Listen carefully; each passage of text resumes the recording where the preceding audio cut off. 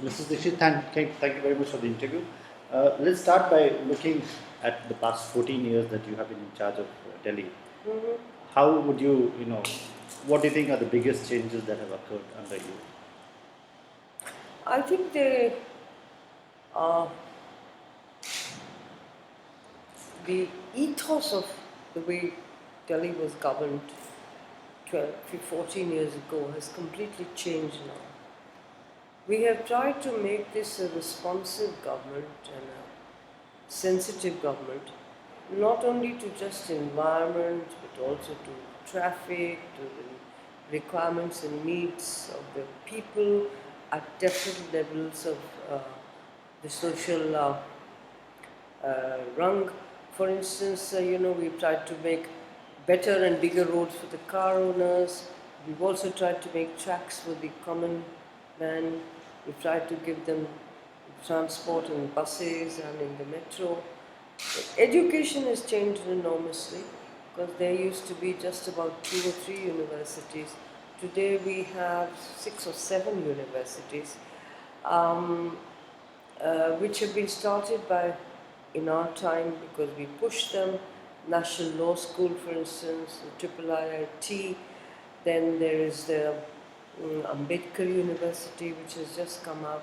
Then the Women's University for Technical Education is the first of its kind in India. Our schools are doing extraordinarily well now. We are planning to make our school children get onto the second stage of not just getting 97% marks, but what is beyond that? What is the kind of character we build, the skills that we bring up? Then we've hospitals, healthcare has changed enormously, and we have today about 47 hospitals. I think 38 or so belong to the government, 35 or 37, maybe 38, and specialty hospitals like the liver and biliary sciences, which is to treat liver disease, the only one of its kind in India and about the best in Asia. So we've tried to, then we've also, wait a minute, Rita, let me finish with this. Then our dental college, our GTB hospital, which has got a very good heart center as well as a cancer institute. So we try to bring in specialities, heart, etc. And also ambulances, we've got about 130 of them now working in Delhi, and we plan to add some more dispensaries and so forth. And these remain accessible to the common man in terms of prices and yes. And they cater, our governments cater entirely to the common man. And of course, there is that quota which the private hospitals also have to give to treatment for the poor. Then we have the infrastructure that has come out is visible to anybody. Whether it's flyovers or whether it's the metro, which has increased from a mere 3 or 4 kilometers to now over 192 kilometers, and in the next phase will be over 300 kilometers. We're thinking of bringing in the monorail, and we're trying to ease traffic as much as we can by bringing in parallel roads or bringing in flyovers. But the situation is something like we have to catch up with it all the time, because Delhi is a metropolitan city, it's the capital. It's, when you compare it to other cities of Delhi, India, it's an affluent city, so you have a lot more demands and requirements. Power has been a great success because if you remember just about 2 months ago, when the entire northern India was almost blacked out, Delhi was the only place which had perhaps the maximum 2 hours or 3 hours of cuts. It was perfectly all right. So we're now thinking of islanding Delhi, so that even if there's a national breakdown, Delhi does not get impacted. Then water also, we have done a lot of work on water. We are doing the interceptor sewage system, whereas the water going into the Yamuna is cleaned up before it goes there. That should be ready in the next 2 years. Then we're also trying to change the sewage system. It's a difficult task because colonies keep coming up, demands keep coming up. Old Delhi becomes old, the newer Delhi becomes, Not so new. more requirements are there. So we have to catch up with things. Then I must say that one of our most historical decisions has been the recognition of the unauthorized colonies. They were living in illegal manner. Therefore, the sword of destruction and being raised down was always upon them. So we decided that you can't remove 40 lakh people out. It's a failure of the governments that we have not been able to give the kind of housing that is required. But that also is a challenge because you get 5 lakh, 500,000 people coming in here every year. So this historical decision of giving legal status to unauthorized colonies, plus also what were the resettlement colonies which had come in 1947. And those also are going to shift from leasehold to freehold, charging them something. That also process is on. So I can look back with some satisfaction, but Delhi is a very vibrant city. It's a very cosmopolitan city. It's a very attractive city. So the challenges, you can meet one or two, then another one comes. What do you think are the main challenges? I mean, or looking back at 14 years, what do you think you could have worked out better? Where you're not really entirely satisfied? No, we are not satisfied with many things, you see. I can't pinpoint that what we are not, because we've tried our best, I can tell you that, in all sincerity. Whatever it is, we have got a good economic situation here, a very vibrant economy. Our collection of taxes has been very good. Now, I would say, look back, all right, we met the challenges satisfactorily. But the challenges haven't stopped. So there's one tomorrow, there's one day after. It could be floods one time, it could be drought the next time. So it's an ever-moving city. Culture, it hardly had any culture. Today it's a vibrant cultural center, from magic shows to kite flying to classical music to dances and so on. And of all kinds, Punjabi, Hindi, and Sanskrit and everything. So I can't say that we could have done this better. We tried our best. And when we tried our best, I can't say that,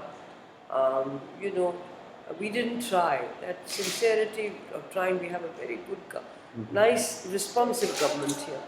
But I can only say that I wish this would stop somehow or the other. But it doesn't. No full stops in Delhi. As you enter in the 15th year of your tenure, yes, what would you like to communicate to Delhiites and to around the world? In terms of what are your plans now for 15 years? Well, I think we are. The dream that we started with was to make Delhi into a world-class city. We've come somewhere near it, but it hasn't yet. We haven't overcome all the challenges, and they're basic challenges like water supply. It's a basic challenge. Garbage, making the city clean.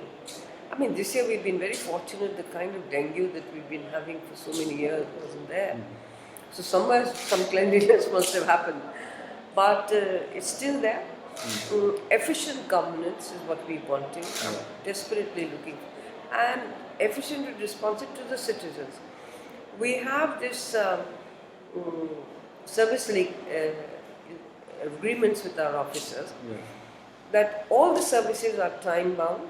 You will give them to a citizen within that stipulated time, otherwise you'll be fined. That has worked, but I'm still a little wary at the kind of burden that we have put on the bureaucracy. Whether we will be able to deliver as fast as we'd like. So these are the challenges we have. and the biggest being that we should make our country's capital really one of the best capitals in the world. You've been, I mean, Delhi has been fortunate to have a woman as Chief Minister for so many years. How do you think the lives of women, and again, ordinary women, has changed under you? Oh, I'll tell you one thing. For instance, we started, the Ladli Yojana for girls, the girl child, who wouldn't go to school because the parents didn't think it was worth it. So up to a particular, I think it's 1 lakh rupees a year, family earning that. If they sent their daughter to school, by the time she finished her 12th, she would get 1 lakh rupees. That was the Ladli scheme. Then we started the Kishori scheme this year. And we got, I think, over about 3 or 4 lakh Ladli girls. Okay. Then we've got a personal hygiene Kishori scheme where we give sanitary napkins to all of the girls studying in our school today. And about 7 to 8 lakh girls are availing of this, drive for cleanliness. Then we've got about 120 odd GRC, Gender Resource Centers, where we teach women skills, where they come and are. It's kind of a club that we have formed, with skill management. So they come and learn from each other, they teach each other, they go out of that resource centers having learned something which they can earn even while sitting at home. It could be stitching, it could be making napkins, it could be handicrafts, it could be a little bit of weaving. It could be so many things, basic cleanliness, basic hygiene, how do you cook something, what are the good vegetables, which are not, what should be avoided, what should not. Then we also have empowered women, that we give a widow 1,500 rupees a month. We give her 30,000 rupees for her daughter's wedding. Now,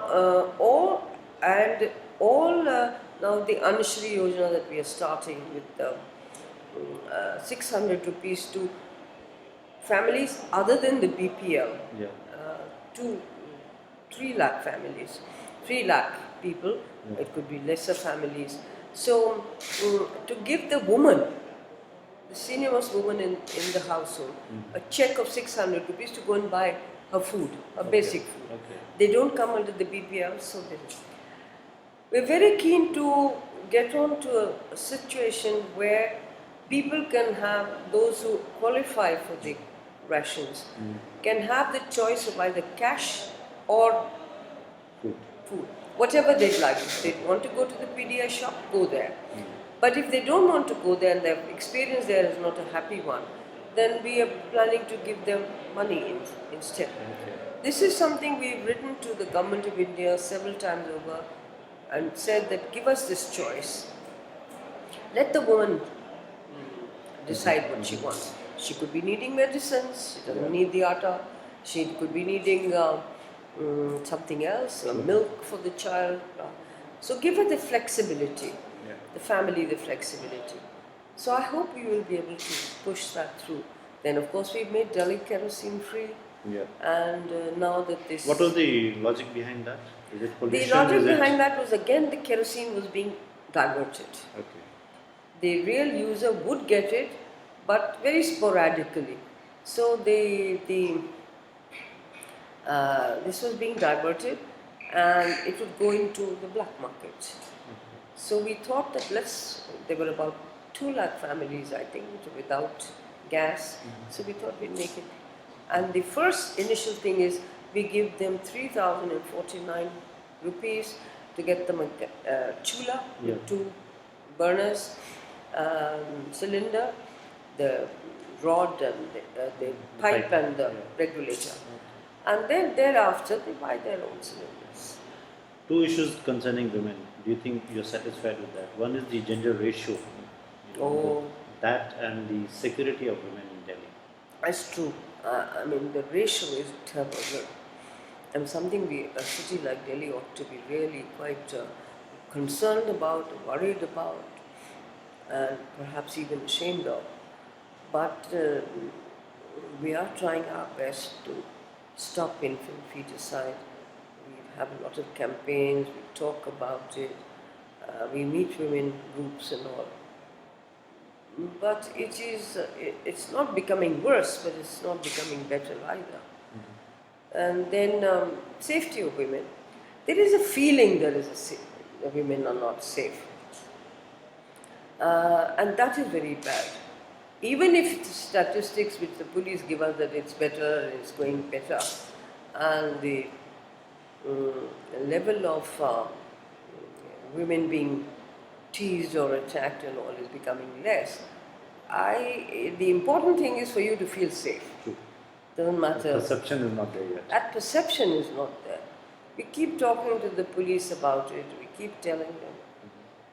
And of course, now a lot of things which are not hitherto taken as part of the police's job is, even domestic violence is there, rapes within families or neighborhood, something which did not happen 5 years ago, now talked about.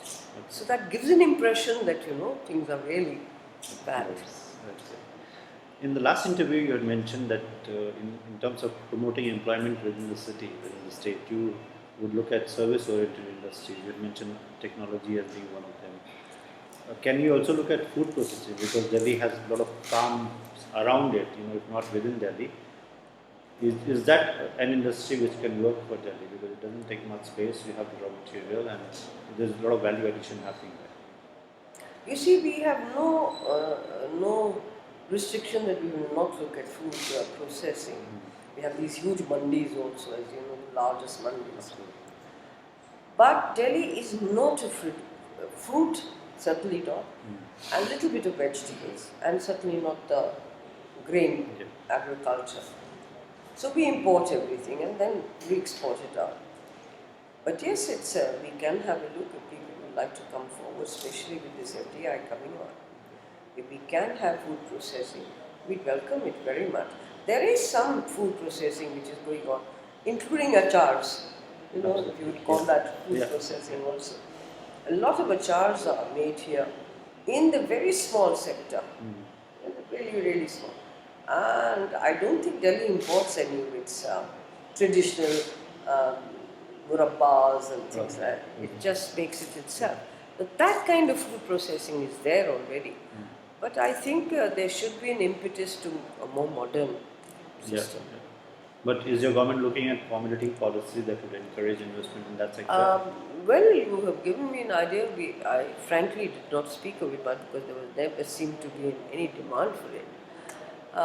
Because food processing normally means canned processing, or processing which is done like places like Mother Dairy and all. Now that kind of processing, I don't think we have the capacity for the simple reason that we don't grow it here. But the mandis are big enough, very big. You receive a lot of So it's a good idea. I hope we'll explore it certainly. If you don't mind, I would like to email you certain questions on this sector. And if some of your bureaucrats can send Yes, us sure, answers. I'll tell them. I know you have a very busy day. Yes, so I'm not I keeping you have a up. terribly.